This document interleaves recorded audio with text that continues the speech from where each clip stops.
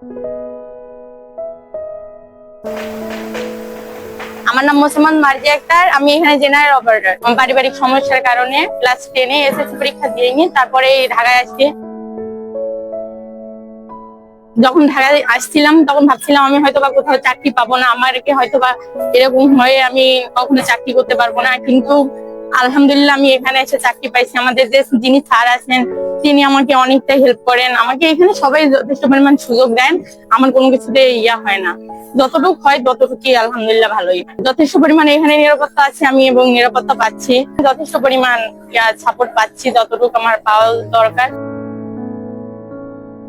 আমরা হচ্ছে 3টা ভাই বোন, আমার 2টা ভাই ছোট, আমি বড় মেয়ে। আমার বাবা এখানে এসে তো একটু একটু হলেও তো আমার বাবা মাকে আমি হেল্প করতে পারছি। আমি চাই যে আমার ছোট 2টা ভাই আছে, আমার ভাই 2টা যাতে বড় হয়, আমার বাবাকে যেন আমি অল্প একটু হলেও হেল্প করতে পারি।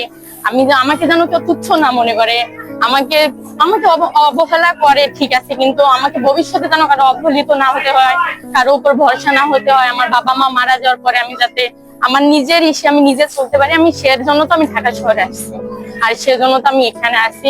যতদিন আল্লাহ আমাকে সুস্থ রাখবে আমি এটাই চিন্তা ভাবনা করবো যে আমার নিজের ভবিষ্যৎ যাতে আমি এখান থেকে একটু করতে পারি, সেজন্য তো।